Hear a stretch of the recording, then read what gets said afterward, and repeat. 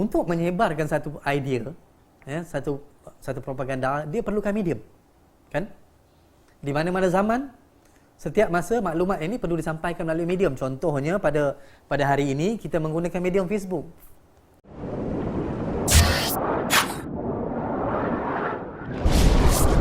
Wahhabism, ya.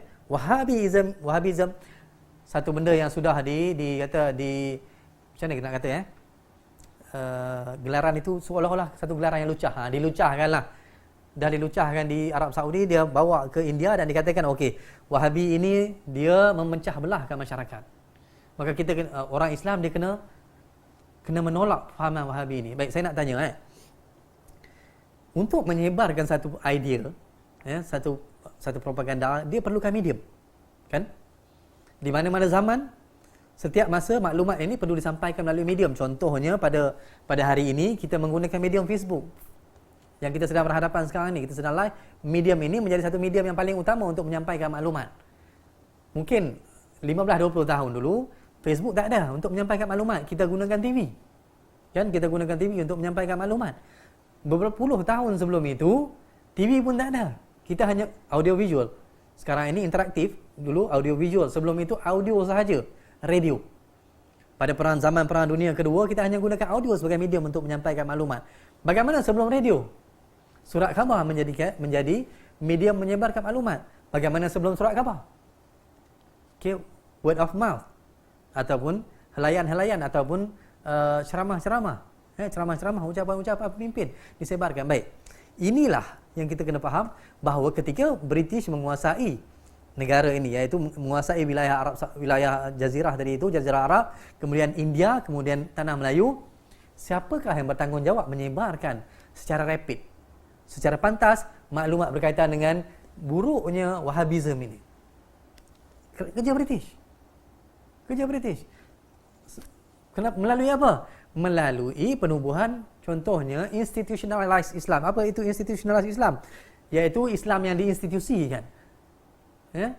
Yang kemudiannya diberi allowance kepada orang yang duduk dalam majlis agama, contohnya, ya?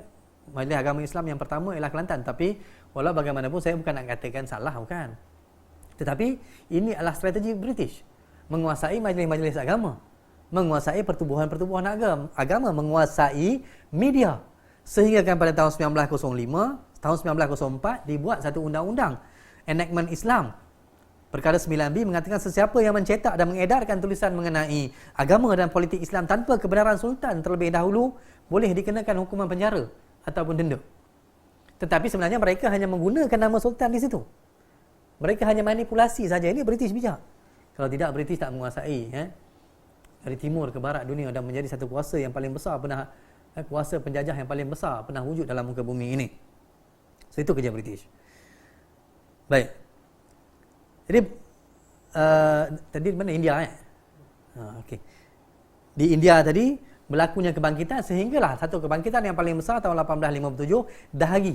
1857 berlaku Dahagi ini satu pemberontakan, iaitu askar sipai ataupun sepoi, askar pejalan kaki ini memberontak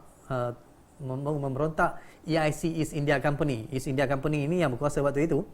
British belum lagi menguasai India secara rasmi di bawah di bawah Queen atau King, belum lagi. Cuma masa ini diwakilkan kepada EIC. So 1857 berlakunya satu gerakan besar-besaran menentang EIC. Akhirnya EIC diharamkan tahun berikutnya. Bermulanya pemerintahan British Raj.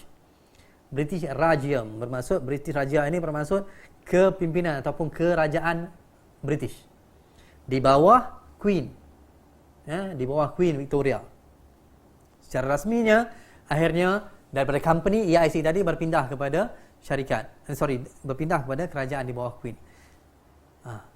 British tengok apa yang berlaku ini sebenarnya banyak digerakkan. Sentimen Muslim menentang British ini digerakkan oleh golongan yang dilabel sebagai Wahabi ini.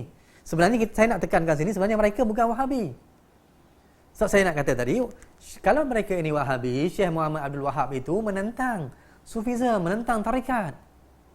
Tetapi sedangkan yang digerakkan di India ni oleh Syah Waliullah itu, beliau bermazhab Hanafi. Beliau adalah ahli Sufi. Beliau aktif dalam sufi dan menyertai tarikat Naqsyabandi. Tapi pada masa yang sama beliau juga aktif untuk menggerakkan gerakan penentangan terhadap kolonial. Jadi apa yang berlaku ini saya rasa macam tak kenalah pelabelan dan tuduhan itu. Sedangkan beliau itu hidup sezaman dengan Syekh Muhammad Abdul Wahab. Dan beliau bukan Wahabi. Hanya dilabelkan Wahabi oleh British, yang dibantu oleh British, kemudian disebarkan melalui medium dia. Okey, melalui cetakan bahawa golongan ini Wahabi yang menguasai dan memberontak dan mengacau umat Islam di Mekah. Di Mekah, sebab macam saya kata tadi tu, di Mekah tu ditakuti konon-kononnya Wahabi di Najd itu akan menyerang center of Muslim tadi tu, yang menyerang Kaabah. Ditimbulkan ketakutan seolah-olah jahatnya puak ini oleh British. Ya? Walaupun mereka memang ada memberontak, tetapi itu satu kita kena selami pula apa yang berlaku pada waktu itu. Ya? Berlakunya penyelewengan dan juga penentangan dan serangan terhadap mereka menyebabkan mereka bertindak balas, ya, terhadap apa-apa yang berlaku, kesesatan dan kerosakan-kerosakan yang berlaku. Ini satu cerita.